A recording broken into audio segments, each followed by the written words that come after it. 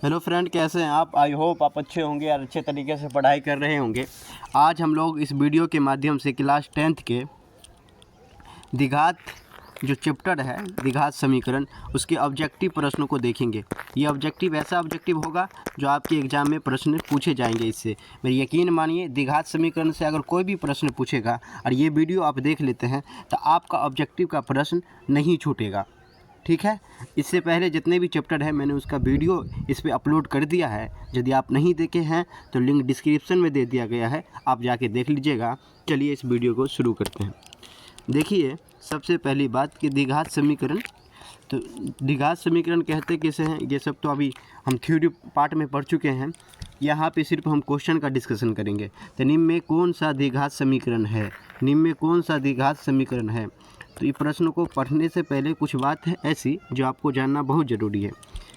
देखिए, घात समझते हैं आप, जिसे हम पावर कहते हैं। मान लीजिए ये, तो ये हमारा क्या हो गया, घात, द्विघात समीकरण। ठीक है, ये क्या हो गया, घात। घात 2 होनी चाहिए, ये सब समझ में आ गया। घात कभी भी निगेटिव नहीं होनी चाहिए। क्या नहीं होनी चाहिए, सॉरी, निगेटिव नहीं होनी चाहिए। ठीक है, निगेटिव नहीं होनी चाहिए। दूसरी बात, घात कभी भी रूट के अंदर में नहीं होनी चाहिए, रूट के अंदर में नहीं होनी चाहिए। ठीक है। दूसरी बात, अगर बहुपद सॉरी समीकरण होगा तो घात बट्टे में नहीं होनी चाहिए, यानी भिन्न के रूप में नहीं होनी चाहिए, भिन्न के रूप में घात नहीं होनी चाहिए। ये बात आपको समझ में आ गया। तो अब इसको देखते हैं, ये प्रश्न को देखिए। प्रश्न क्या कह रहा है, निम्न में से कौन सा द्विघात समीकरण है। तो द्विघात समीकरण है, यहाँ पर देखिए, तो x के पावर में कितना है, 3 है। ये तो पहले नहीं होगा, क्योंकि यहाँ पर देखो, अगर ये इसको सॉल्व भी कीजिएगा तो यहाँ पे 2 है और यहाँ पर 3 है, कभी भी बराबर नहीं होगा, यानी कि द्विघात समीकरण नहीं होगा। तो ऑप्शन नंबर ए नहीं होगा। दूसरा देखिए, ऑप्शन नंबर बी की हम बात करते हैं। तो अभी बताएं, अगर घात अंदर में हो या चर्बी रूट के अंदर में हो, चर्बी रूट के अंदर में हो तो भी समीकरण नहीं होगा। ठीक है, तो ऑप्शन नंबर बी जो है ये भी नहीं होगा। अब आइए ऑप्शन नंबर सी को देखते हैं। और देखिए, अभी हमने आपको कहा है कि बट्टे में नहीं होनी चाहिए। जो चर है वह बट्टा में नहीं होनी चाहिए, लेकिन यहाँ पे चर जो है बट्टा में है, तो ये भी हमारा समीकरण नहीं होगा, यानी कि ऑप्शन नंबर डी भी हमारा नहीं है। और ऑप्शन नंबर आप 2 को देखिएगा तो यही हमारा द्विघात समीकरण है। अब इसको अगर सॉल्व भी कीजिएगा तो देखिए, ये 9 हो जाएगा, प्लस में एक्स स्क्वायर हो जाएगा और माइनस में 6x प्लस में 4 हो जाएगा। अगर इसको इधर लाइएगा तो इस घट जाएगा, तो फिर 2x ही होगा, मतलब हम बता दें तो कुछ इस प्रकार से होगा। अगर इसको पूरे को सॉल्व कीजिएगा तो 2 और इधर ये आ गया तो माइनस में प्लस 6 और ये रहा आपका 9, 4 13 13 मतलब 11, ऐसे कुछ रहेगा। तो ये हमारा द्विघात समीकरण है। समझ में आ गया ना। अब आगे चलते हैं। देखिए, दूसरी नंबर प्रश्न क्या कह रहा है कि निम्न में से कौन द्विघात समीकरण नहीं है, निम्न में से कौन द्विघात समीकरण नहीं है। तो देखिए, ये भी हमारा द्विघात समीकरण है और ये भी हमारा द्विघात समीकरण है, यानी कि x पावर 2, ये तो पहले दिख रहा है, तो ये द्विघात समीकरण है। और यहाँ पर देखिए x पावर 2, ये भी द्विघात समीकरण है। और इसको देखिए, ये जो x है, जो चर है, चर याद रखें कि बट्टे में नहीं होनी चाहिए, यानी कि हर नहीं होनी चाहिए, हर नहीं होनी चाहिए। चर जो है हर नहीं होनी चाहिए, अगर हर होगा तो फिर वह द्विघात बहुपद या द्विघात समीकरण नहीं होगा, याद रखिएगा। चलिए अब आगे देखते हैं। ऑप्शन नंबर निम्न में से कौन सा द्विघात समीकरण नहीं है, निम्न में से कौन सा द्विघात समीकरण नहीं है। अब तो ये प्रश्न आप पहले बता दीजिएगा, ये भी द्विघात समीकरण है, ये भी द्विघात समीकरण है। अब पूछिएगा ये कैसे है, तो देखिए x के पावर में कितना है, 3, यानी कि यहाँ पर देखिए ऑप्शन नंबर 2 को अगर हम देखना चाहते हैं, यानी बी वाला, तो देखिए x के पावर कितना है, 3। इसको आप सॉल्व कीजिएगा तो x के पावर में 3 आएगा ना, इधर भी 3 है, तो x के पावर 3 है, x के पावर 3 कट जाएगा। समझ रहे मेरी बात को। तो ये भी हमारा बहुपद होगा, तब तो x के पावर 2 ये बच जाएगा ना। यहाँ पर देखिए, इसको भी सॉल्व कीजिएगा तो x पावर होगा, मान लीजिए अगर हम कहते हैं तो एक्स स्क्वायर होगा प्लस में ये 3 3 9 प्लस 6x बराबर में 3x स्क्वायर माइनस 5, अब इसको लेके आ जाइए, घट जाएगा फिर भी होगा। यहाँ पर देखिए ऑप्शन नंबर डी की बात हम करते हैं, 1 मिनट। ऑप्शन नंबर डी की अगर हम बात करते हैं तो देख लीजिए ऑप्शन नंबर डी, इसमें क्या है कि रूट के अंदर में चर है, रूट के अंदर में क्या है, चर है। तो रूट के अंदर में चर नहीं होनी चाहिए, मतलब एक्स और वाई जो है, या हम बोल रहे हैं ये अगर ऐसा फॉर्म अगर रूट के अंदर में हो या बट्टा में हो तो हमारा द्विघात समीकरण नहीं होगा। और याद रखिए द्विघात बहुपद भी नहीं होता है। दोनों चैप्टर को रिकॉल करते चलिएगा। चलिए आगे चलते हैं। सॉरी, देखिएगा आप, द्विघात समीकरण P x square plus 4x plus 3 बराबर 0 के मूल बराबर हो तो p का मान बताइए। अगर मूल बराबर है तो हमको किसका मान ज्ञात करना है, p का मान ज्ञात करना है बाबू। तो देखो p का मान बराबर तब होता है जब d बराबर 0 होता है बाबू। तो अब d हम ज्ञात करते हैं, d बराबर क्या होनी चाहिए, 0 होनी चाहिए बाबू। तो देखो तो d क्या हो जाएगा, सो सुनते रहिएगा। यहाँ से देखो तो डी का फार्मूला क्या है, डी बराबर होता है बाबू बी स्क्वायर माइनस में 4ac बराबर में 0। अब सुनिएगा बाबू, बी कितना है हमारे पास, तो बी हमारे पास 4 है, तो 4 का स्क्वायर माइनस 4 गुन्ने ए कितना है, पी है। और सी की हम बात करते हैं तो सी 3 है, बराबर में 0 हो जाएगा बाबू। अब देखो ये हो जाएगा 16, कितना हो जाएगा 16, और माइनस में 3 चौके 12, ये क्या होगा 12 पी, अब बराबर में क्या होगा 0। अब इसको उधर लेके चले जाओ बाबू, तो ये हो जाएगा 16, और इधर लेके आओगे तो 12 पी। अब यहाँ पर देखिएगा आप, यहाँ पर देखो तो पी स्क्वायर होगा, सॉरी पी ठीक है, स्क्वायर नहीं लगेगा। अब यहाँ से देखिए काट दीजिए इसको, तो 4 चौके 12, 4 चौके 16 और 4 तिया 12, यानी कि यहाँ पर से देखोगे अगर सही से तो 4/3 हो जाएगा बराबर में p। तो यही हमारा आंसर हो गया 4/3। 4/3 है, ये रहा बाबू 4/3। अब आगे देखते हैं, देखो द्विघात समीकरण bx² प्लस में ax प्लस c बराबर 0 के मूल समान हो तो। अगर मूल समान होगा बाबू, अगर मूल समान होगा तो क्या होगा फार्मूला, यानी कि d बराबर क्या होगा 0। इससे पहले हम देख चुके हैं। और d का देखिए फार्मूला क्या होता है, b² माइनस 4ac बराबर में यहाँ पर तो 0 होगा। अब देखो बाबू यहाँ पर b के जगह पर काट दे दिया a, तो यहाँ पर तो a² हो जाएगा ना बाबू। अब सुनते रहना, माइनस 4 और गुन्ने ए के जगह पर तो बी दिया है ना बाबू, तो बी लिख दो, और सी के जगह पर सी है ये है। तो अब देखो ऐसा कहीं है a² माइनस 4bc ये दिया हुआ है कहीं प्रश्न, हाँ ये रहा, ये हो जाएगा ठीक ना। क्योंकि देखो ये क्या है, एग्जाम में ऐसे चेंज कर देगा बाबू और आप उसको गलत मार के आइएगा। तो इससे पहले है कि इसको अच्छे तरीके से जान लीजिए, ए और सी है ना, तो पहले वाला तो ए होता है ना, तो ए यहाँ पर बी दिया हुआ है और उसका बाद बी होता है, बी यहाँ पर ए दिया हुआ, उलट दिया है ठीक है। तो आप कंफ्यूज नहीं होइएगा। अब अगला प्रश्न देखते हैं, अगर समझ में आ भी रहा है तो लाइक करते चलिएगा ठीक है। देखो बाबू, द्विघात समीकरण 2x² प्लस 5x माइनस 6 बराबर में 0 का घात होगा। अब देखो बाबू, द्विघात समीकरण जैसे पूछे, सुनते रहना मेरी बात को, द्विघात समीकरण जैसे पूछ ले, द्विघात समीकरण के पावर हमेशा रखिएगा बाबू, यानी घात और पावर एक ही होता है, पावर ठीक है। पावर अगर पूछ ले बाबू तो 2 होता है, हमेशा याद रखिए। और त्रिघात का पूछ दे, त्रिघात तो इसका हमेशा 3 होता है बाबू। और रेखिक का पूछ दे, रेखिक समीकरण या रेखिक बहुपद पूछ दे तो इसका घात बाबू 1 होता है, इस बात को याद रखिएगा। तो यहाँ पर आंसर जो है डी हो जाएगा बाबू। अब आगे देखो, द्विघात समीकरण 2x², ये तो अभी ये तो देखें बाबू, वो क्या बात है, 2-3 बार हो गया, रुकिए 1 मिनट, रिपीट हो गया कुछ। अब ठीक है, 3x² प्लस 2x माइनस 1 बराबर 0 का विवेचक होगा। अब सुनो बाबू, विवेचक किसे कहते हैं, विवेचक तो विवेचक डी को ही कहते हैं बाबू, डी को ही कहते हैं। 1 मिनट सुनिएगा, इसको थोड़ा सेट कर देते हैं। हाँ, विवेचक डी को ही कहते हैं, इसको याद रखिएगा। और हमको क्या बोला है कि डी निकालने के लिए विवेचक यानी कि तो डी बराबर, अब ये तो फार्मूला देखे हैं बाबू कि बी स्क्वायर माइनस में 4ac होता है, 4ac होता है। तो अब देखो बाबू b यहाँ पर कितना है तो 2 है, तो 2 का स्क्वायर हो जाएगा ना बाबू, और माइनस में 4 गुने 3 और गुने में -1 होगा बाबू, याद रखना। अब देखो बाबू ये तो 4 हो जाएगा, माइनस में 3 को 4 से गुना कीजिए तो 12, और माइनस को माइनस से गुना कीजिए तो प्लस हो जाएगा ना बाबू, तो ये हो गया प्लस। अब देखो इस दोनों को जोड़ोगे तो 16 हो गया। अब यहाँ पर जो ढूंढो 16 है, तो बी नंबर जो है बाबू, ऑप्शन नंबर बी इसका करेक्ट हो जाएगा। आगे देखिए,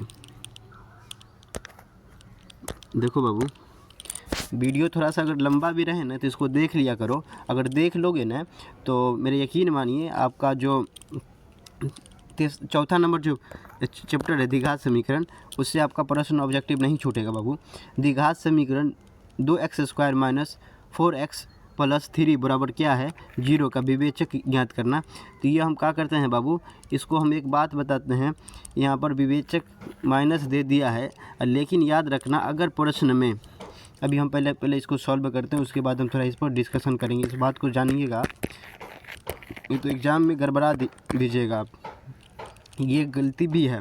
कैसे गलती हम बताते हैं, सुनते रहना खाली इस बात को। b कितना है -4 है, तो 4 का स्क्वायर हो जाएगा बाबू, और 4 गुने a कितना है, तो a यहाँ पर देखो बाबू 2 है, और गुने में 3, ठीक है। अब सुनिएगा बाबू, 16 हो जाएगा, ई माइनस 4 दूना 8, 8 3 24, तो ये हो गया 24, 24 हम 28 लिख दिए। अब देखो बाबू तो ये हो जाएगा, घटाओगे तो -8 हो जाएगा। याद रखना विवेचक कभी भी शून्य माइनस में नहीं आता है, निगेटिव नहीं होता है। लेकिन अगर एग्ज़ाम में याद रखना बाबू, अगर इनमें से कोई नहीं है, अगर ऑप्शन ऐसा दे दे तो आप याद रखना कि इनमें से कोई नहीं है, यही टिक लगाना है, ठीक है। क्योंकि विवेचक कभी भी माइनस में नहीं होता है, निगेटिव नहीं होता है। अब आगे देखते हैं। वैसे आंसर इसका 8 दिया हुआ है, लेकिन इनमें से कोई नहीं, अगर ऐसा कोई ऑप्शन आ जाए तो उसी को आपको टिक करना है, ठीक है। द्विघात समीकरण ax² plus bx plus c बराबर 0 के मूल वास्तविक एवं समान हो तो मूल होगा। देखो बाबू, मूल वास्तविक एवं समान की बात किया है, तो मूल क्या होता है सुन लेना।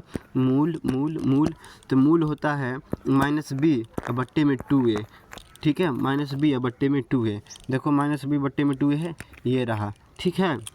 वैसे तो मूल बराबर देखो बताते हैं बाबू, मूल बराबर क्या होता है -b plus minus root under में d होता है ना, बट्टे में 2 होता है ना। अगर बोल रहा है कि मूल वास्तविक एवं समान हो, तो मूल वास्तविक तब होता है जब d बराबर 0 होता है ना बाबू। तो यहाँ पर तो 0 रख दीजिएगा ना, तो पूरा 0 बना लेगा, तो 0 का कोई वैल्यू होता ही नहीं है। सही के गलत, अगर किसी भी संख्या में से 0 को घटाइएगा या 0 का जोड़िएगा तब वैल्यू नहीं होता है, अगर गुना कीजिएगा या भाग कीजिएगा तब ना होगा। चलिए अब आगे देखते हैं, समझ में आ गया। तो मूल बराबर क्या होगा -b/2a। अब सुनो, द्विघात समीकरण के विवेचक का मान 0 से बड़ा होने पर दोनों मूल होंगे। अगर 0 से बड़ा है, याद रखना ये क्या प्रश्न कह रहा है कि 0 से बड़ा हो, यानी कि 0 से क्या है d यहाँ पर बड़ा है, d जो है 0 से बड़ा है। अगर d 0 से बड़ा होगा तब शून्यकों का मान जो होगा वो वास्तविक तो होगा, लेकिन उसका मान भिन्न होगा। जैसे कि ऑप्शन नंबर ए जो है इसका करेक्ट हो जाएगा। Sorry 1 minute. अब देखो अगला प्रश्न बाबू, देखो बाबू, द्विघात समीकरण x² प्लस x माइनस में 1 बराबर में 0 के मूल की प्रकृति होगी। अब मूल की प्रकृति कैसे होती, कैसे हम ज्ञात करेंगे, तो उसके लिए भी बाबू d निकालना ही पड़ेगा। तो d बराबर क्या होता है -b plus minus root under b² minus 4ac, ठीक है। अब b देखो बाबू, यहाँ पर तो 1 है तो 1 स्क्वायर हो जाएगा, माइनस में 4 और गुने में क्या हो जाएगा बाबू, गुने में 1 और गुने में -1, ठीक है। अब सुनो बाबू, तो ये तो 1 हो जाएगा, प्लस में 4 हो जाएगा, तो बराबर 5 हो जाएगा। तो ये देखो डी जो है 0 से बड़ा है, तो जब 0 से बड़ा होता है तो मूल का अस्तित्व होता है, यानी कि वास्तविक एवं असमान होता है, वास्तविक एवं असमान होता है, यानी कि ऑप्शन नंबर बी जो है इसका करेक्ट हो जाएगा बाबू। अगर यहाँ पर माइनस हो जाता तो मूल का अस्तित्व नहीं होता, यानी कि ऑप्शन नंबर जो सी है ये करेक्ट हो जाता है, यानी कि डी अगर 0 से छोटा होता है तब। ठीक है, इस सब को भी याद रखते चलिएगा। देखो बाबू, के किस मान के लिए द्विघात समीकरण 9x² प्लस में 3kx प्लस 4 बराबर 0 के मूल समान है। किस मान के लिए मूल समान है। तो देखिए मूल समान की अगर जैसे ही बात करें तो d बराबर क्या हो जाएगा, d बराबर क्या हो जाएगा, 0 हो जाएगा। अब d का मान निकालिए, तो d का मान यानी कि b बराबर 4ac बराबर में 0 हो जाएगा। अब सुनते रहिएगा आप, b यहाँ पर देखिए 3k है, तो 3k का स्क्वायर हो जाएगा, माइनस में 4 गुने a कितना है तो 9, और गुने में c कितना है तो 4। अब देखो बाबू यहाँ पर होगा 9 और k स्क्वायर हो जाएगा, माइनस में इसको अगर आप गुना कीजिएगा बाबू तो ये हो जाएगा बराबर में 0 लिखते चलिएगा, तो गुना करके चेक करो, 9 चौके 36 और 36 चौके, तो सुनिएगा 36 को अगर हम 4 से गुना करें तो जैसा कि 24 क्या हो जाएगा, 24 के 4 हासिल हुआ 2 और 3 चौके 12, 12 2 14, यानी कि 144। तो देखो बाबू अगर इसको आप 144 हो गया बाबू, 144, ठीक है, बराबर में हो जाएगा 0। अब सुनते रहिएगा, थोड़ा सा हम जगह कहीं पर बचाते हैं, लीजिए ये यहाँ पर देख लीजिएगा। चलिए हम कलम का कलर भी चेंज कर देते ताकि आपको अच्छे से दिखाई दे। अब यहाँ पर देखो बाबू 144 को उधर लेके चले जाइए, तो 9 के बराबर 144 क्या हो जाएगा 144। अब देखो 9 को के स्क्वायर रहेगा, याद रखिएगा स्क्वायर रहेगा ही, तो 144 और बट्टे में क्या हो जाएगा 9। अब देखो अगर के उधर लेके चले जाओगे तो रूट अंडर क्या हो जाएगा बाबू, रूट अंडर हो जाएगा 144 और बट्टे में 9 प्लस माइनस। अब देखो 144 का वर्गमूल निकालिएगा तो कितना हो जाएगा 12, और 9 का निकालिएगा तो कितना हो जाएगा 3, तो 9 और 3 से इसको काट दीजिएगा तो 4 हो जाएगा, 3 चौके 12। तो आपका आंसर जो है यहाँ पर 4 हो गया, प्लस माइनस 4। ये रहा ऑप्शन नंबर बी आपका करेक्ट हो जाएगा। ठीक है, थोड़ा सा मैनेज कीजिएगा, खचपटा रहा है। देखिए अभी लिखने की हम प्रैक्टिस कर रहे हैं इस पर, ठीक ना। तो आगे चलते हैं। देखो बाबू के किस मान के लिए समीकरण kx² प्लस में 4x प्लस 1 बराबर 0 के मूल वास्तविक और समान होगा। तो के किस मान के लिए, तो मूल वास्तविक और समान होता है जब d बराबर 0 हो, जब d बराबर क्या हो 0 हो। तो आइए अब यहाँ पर से हम निकाल लेते हैं। देखो यहाँ पर हो जाएगा बाबू आपका b² यानी कि 4 का स्क्वायर, माइनस में 4 गुने में k और गुने 1 हो जाएगा बाबू। अब सुनते रहना, बराबर में क्या होगा 0। अब देखो बाबू ये हो जाएगा 16 और माइनस में 4k बराबर में 0, 16 और इसको उधर लेके चले जाओ बाबू तो के हो जाएगा, ये कट जाएगा। एग्ज़ाम में आप इतना नहीं बनाइएगा क्योंकि हम आपको समझा रहे हैं, इसीलिए हम इसे बना रहे हैं, ठीक ना। हो गया 4, तो x बराबर के बराबर क्या हो जाएगा बाबू 4 हो जाएगा। तो ये रहा ऑप्शन नंबर सी जो है इसका करेक्ट हो जाएगा। आगे देखते हैं बाबू। देखो बाबू निम्नांकित समुच्चयों में किसमें द्विघात समीकरण x² माइनस 5 बराबर 0 के मूल होंगे, 0 के मूल होंगे। तो आप बताते हैं बाबू, पहले इसको तो मूल्य निकाल लेते हैं। तो ये बराबर 0 हो जाएगा ना, तो देखो x² बराबर में ये माइनस उधर चलेगा तो प्लस हो जाएगा, तो ये हो जाएगा प्लस माइनस रूट अंडर में 5, इसका मूल हो जाएगा। अब देखो मूल क्या है,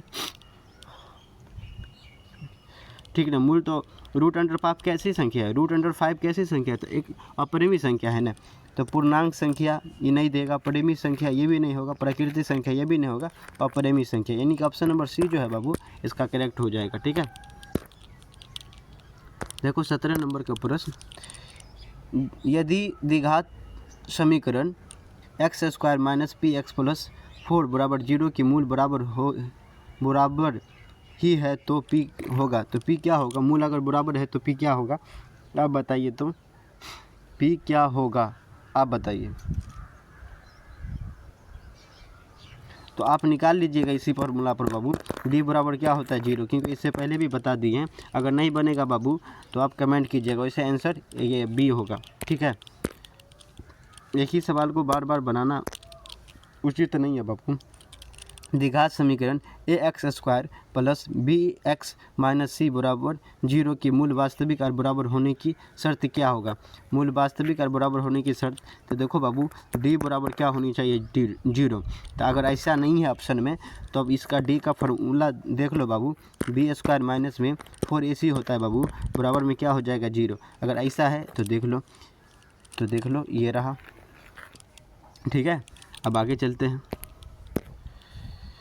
देखो बाबू 19 का प्रश्न, यदि क्या कह रहा है 19 में? यदि a square plus b x plus c बराबर 0 की के होगा बाबू। यहाँ पर के मूल समान है हो तो निम्नलिखित में से कौन सत्य है? निम्नलिखित में से कौन सत्य है? मूल समान है तो मूल समान कब होगा बाबू? यानी कि बी स्क्वायर माइनस 4ac अब बराबर होगा 0। ठीक ना? अभी तो देखें बाबू, तो मूल समान होगा। देखो ऐसा नहीं है तो ये भी नहीं है तो ये भी नहीं है। तो अब इसको क्या कर लिया ये लोग? थोड़ा सा चालाकी दिखाया है एग्जामिनर। ये माइनस को उधर लेकर चले जाओगे तो प्लस बन जाएगा ना, यानी कि सी। तो ये ऑप्शन नंबर ये जो है बी जो है इसको सही हो जाएगा, क्योंकि ये माइनस वाले को उधर लेके चले गए तो माइनस क्या बन जाता है? प्लस। आगे चलते हैं बाबू। ऑप्शन नंबर बी देखो बाबू, सॉरी क्वेश्चन नंबर 20 देखिए बाबू। द्विघात समीकरण एक्स स्क्वायर प्लस में 2x माइनस 3 बराबर 0 के मूल के योग का मान होगा। मूल के योग का मान क्या होता है? तो मूल तो अल्फ़ा प्लस बीटा होता है बाबू योगफल। तो माइनस बी बट्टे में क्या हो जाता है? ए। अब सुनो बाबू, बी कितना है यहाँ पे? तो 2, तो माइनस 2 हो जाएगा।